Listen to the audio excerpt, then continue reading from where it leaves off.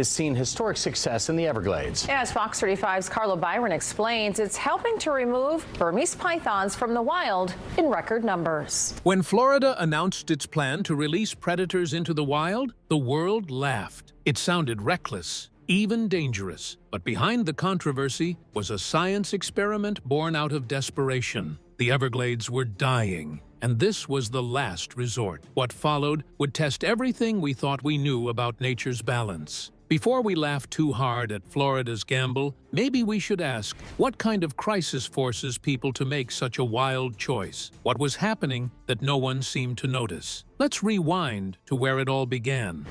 The silent apocalypse.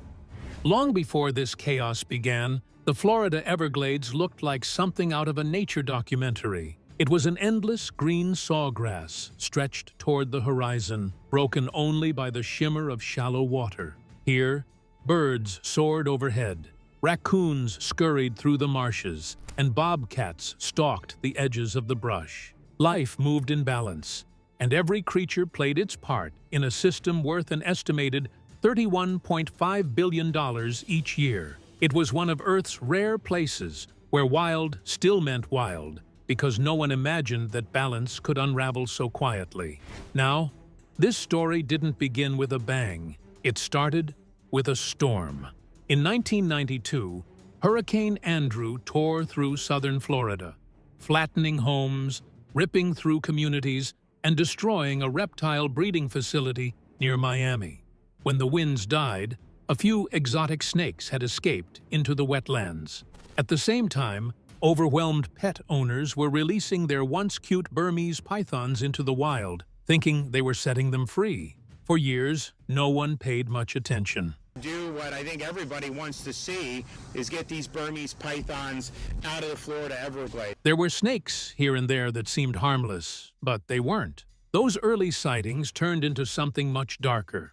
As the years passed, the population exploded. What had started as a few released pets became an invasion hiding in plain sight. Now, experts estimate anywhere from 100,000 to about 300,000 pythons slither through South Florida's swamps. During mating season, each female can lay close to 100 eggs.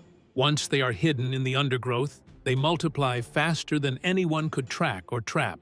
And now, the Everglades, a paradise once bursting with wildlife, is falling silent. Also, devastating numbers started to evolve. Raccoon populations dropped by 99.3%. Opossums fell by 98.9%. And bobcats by 87.5%.